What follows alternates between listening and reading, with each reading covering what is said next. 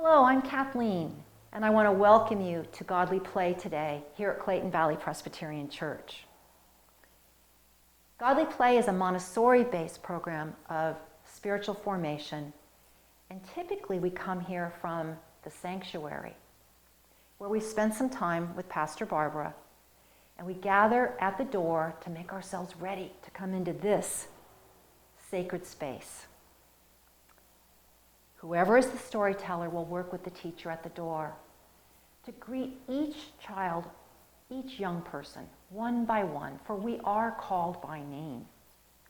And as we find our place at the circle, we always greet each other in the same way. The Lord be with you. Then we invite someone to go over to the calendar of the church year, the great circle of the church year,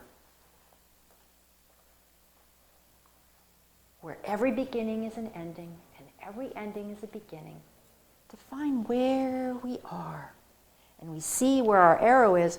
We're in the great season of ordinary time, the green and growing Sundays. We mark our place in the church year. We still have a lot of these green and growing Sundays to go before we change to our season. We come back to the circle, and then everyone gets ready. We want to come close to what's in the story for us today, because even though we may have heard the story before, we're different today than we were the last time we heard it. So we make our bodies still and our hands still, our mouths still, so we can come close, and everyone else at the circle can come close to what's in the Word today. Now, every box, every basket, every tray in this room is a story, whether it's the parables, the stories of how we worship together behind me, the stories on the side of the room, the sacred stories from the Old Testament, the Hebrew Scriptures, and the New Testament, the Greek Scriptures. So it's important to watch where the storyteller goes to get the story. When you're in this room, once you've heard a story, you can take it down from the shelf and tell it for yourself anytime. So watch. I'm going to go over here to these Old Testament stories. Not quite the beginning, but close to the beginning. I think it'll take me 2 trips.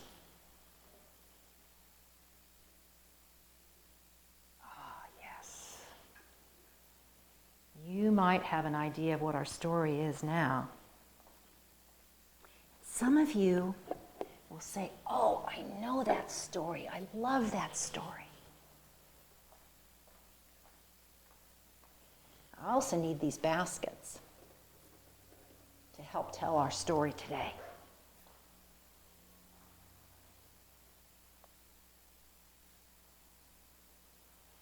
This can be like a favorite book that you reread. You're waiting for your favorite part. It could be like a favorite movie that you watch over and over again. But when you watch it again, you notice something you didn't notice the last time. Let's see if that can happen today.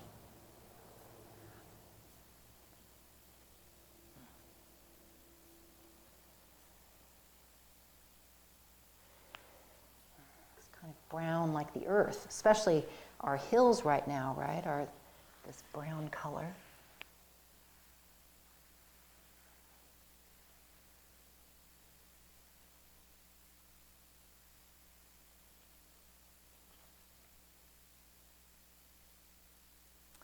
When God created everything, God said, "It is good."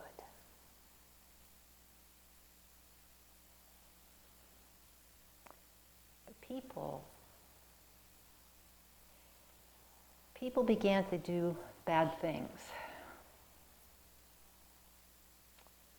And so God decided to send a great flood to wash creation new again and begin again.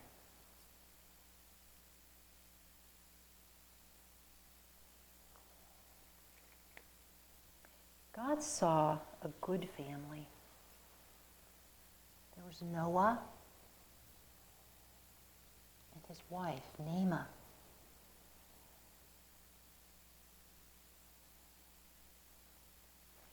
They had 3 sons, and their sons each had wives. They were a good family. Noah walked with God.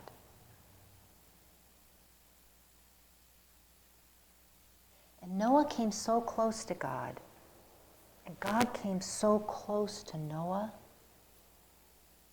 that he knew what God needed him to do.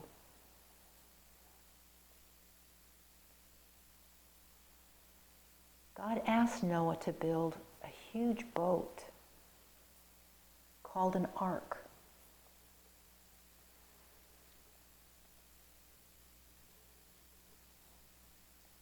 And so Noah and his family all began that work. And as they began the work, it began to rain.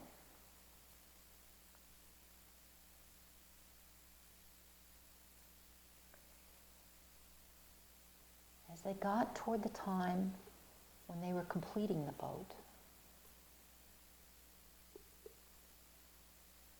animals began to come from the 4 directions around the earth.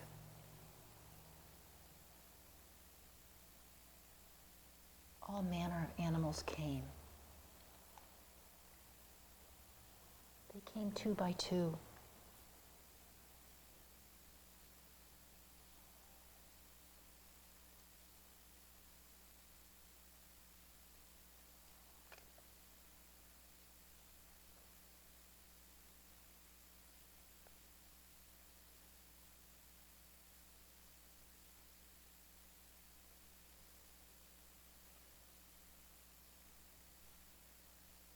Rained harder and harder and harder. The rain poured down from the sky and came up from the earth.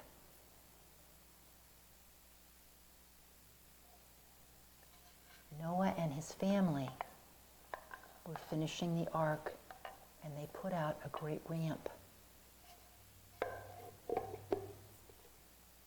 And the animals came toward the ark, 2 by 2, as the rain continued to come down and the water continued to come up from the earth. At first, the rain formed puddles, just like you see sometimes when it rains here. And then the puddles started to join together. And they weren't even little puddles. They were almost like ponds. And then the ponds began to join together. It would continue to rain harder and harder and harder. And it was time for the people to come on the ark as well.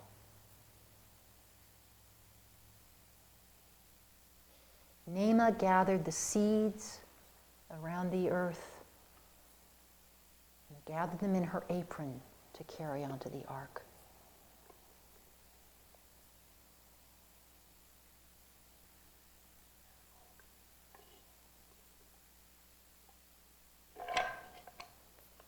And as the great puddles and ponds became lakes, and the lakes became seas,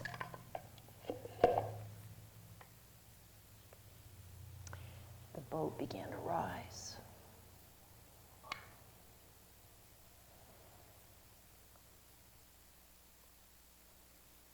The animals and the people, the creatures on the ark, looked out, and all they could see, as far as they could see, was water.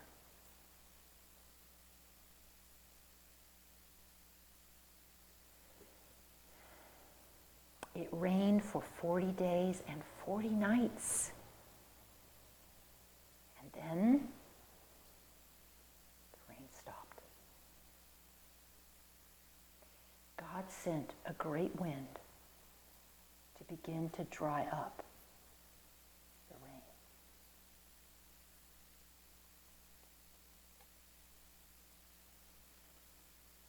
Still, when the creatures looked out, there was nothing but water.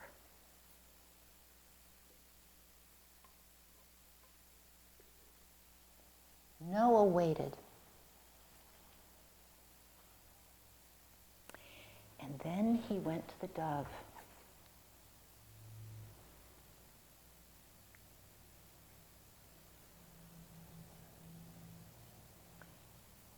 And he took her on his arm and sent her off into the sky. She flew and she flew. But she came back. There was nothing but water.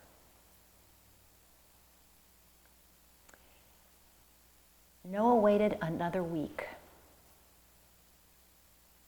Once again, he went to the dove and took her on his arm and gave her wing. And she flew and flew and flew. And when she returned,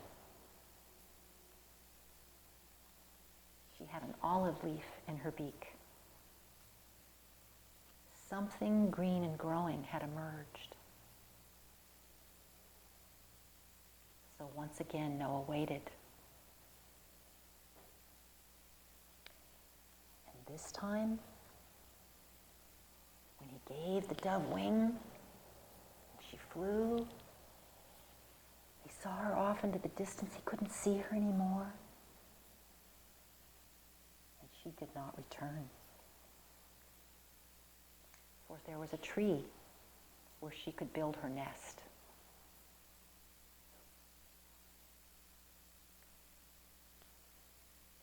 It wasn't long after that that the boat came to rest on dry land. Well, you can imagine after all that time how happy all the creatures with 4 legs, the creatures with 2 legs, the creatures with wings, the creatures with no legs at all, you can imagine how happy they were to leave that great boat. They went down onto the dry land.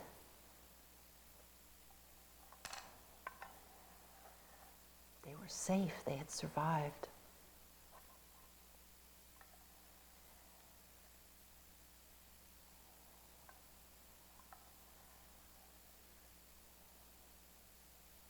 All types of animals who had come from the 4 directions of the earth.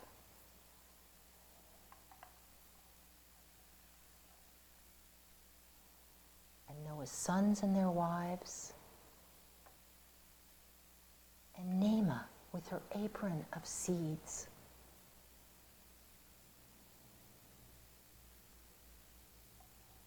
Naamah and Noah and their family and all the creatures, they were so happy, they were so grateful that right then, right there, they built an altar.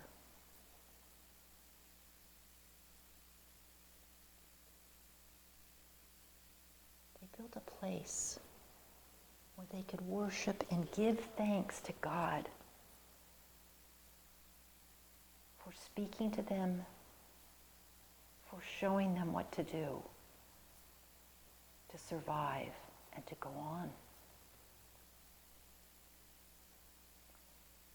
And after they had celebrated, then the animals went out into the world, back into the 4 directions of the world, 2 by 2, to bring life back to the land. as the animals were beginning to leave, something amazing happened. Noah and Naamah and their family, they looked up into the sky, and there was a huge bow of colors in the sky. They had never seen such a thing before. You know, when the sun is shining through the rain, you sometimes see it now, the rainbow, we call it. And Noah knew that that great bow was God's promise never to send a flood like that ever again.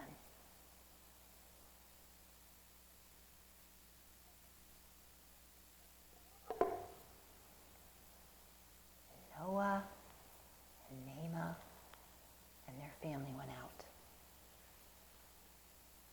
to rebuild the world again the way God would show them.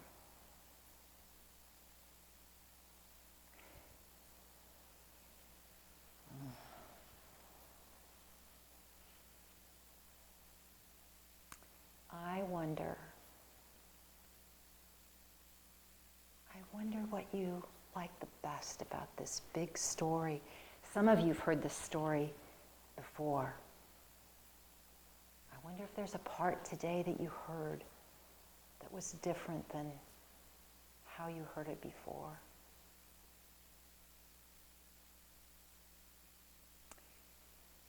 I wonder if there is a time when you have felt as if the world were coming to an end. And just you and the animals trying to figure out how to live and what would happen next. I wonder what they thought when they saw the dry land, and I wonder what they thought when they saw that rainbow. They didn't know the rainbow would come, I don't think.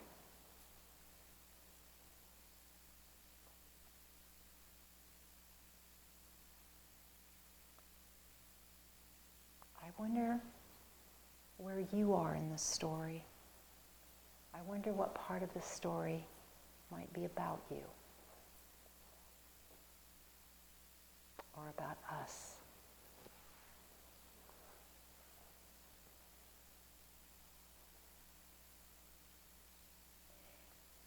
For our work time after the story, oh my, with this story, someone at the circle always wants to work with the story.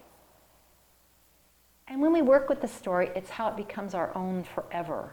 When we tell it for ourselves, that's how we have it forever. So I hope when you come back to this room, you'll take it down off the shelf and work with it. If you're a reader, you might like to read more about this story. That might be a way today to make that work time your own. We have art materials, of course, clay. Sometimes people like to make the animals or draw the ark in all that water as far as we could see. So I hope that you have something at home where you can make this story your own as well. And then, of course, once we're finished with our work time, we come back to the circle. We gather again because we're going to have a feast. And we always start the feast the same way. We start it with prayer, and we use the holding cross.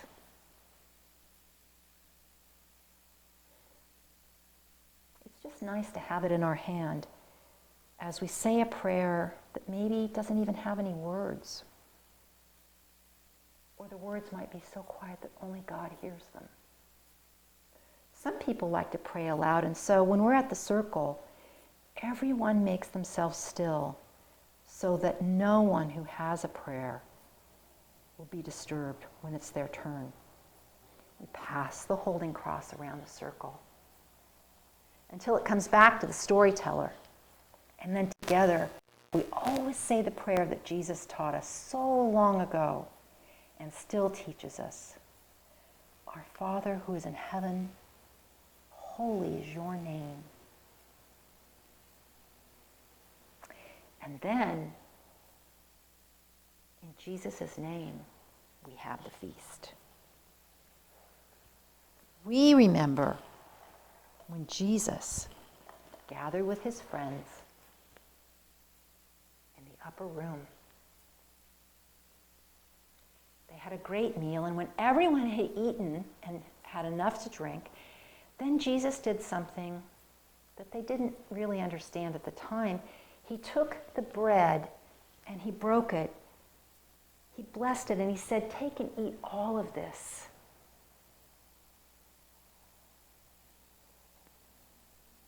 Eat all of this and remember me." That was very confusing. He was right there. But Jesus often said things they didn't understand at the time. They had to remember them and understand better later. We use matzah in our room because we like to remember the taste of the desert. When the people fled into freedom and they didn't have time to let the bread rise. So it reminds us of all those important desert stories. So many important things happen in the desert. We keep a piece of the desert in our room, and we have a taste of the desert in our feast. And after he broke the bread, Jesus took the cup and he blessed that, and he asked them to take the cup and to drink all of it. And remember his promise that if they would come together in his name, he would be with them forever. And so we have the bread and we have the cup, and we remember that meal so long ago that we're still having now. And we still remember that promise now about how Jesus is with us. So I hope you have some bread or a cracker. I hope you have a cup, whether it's water or juice, and that you share that time with us now. And until we come together for story again, may the Lord bless you and keep you always.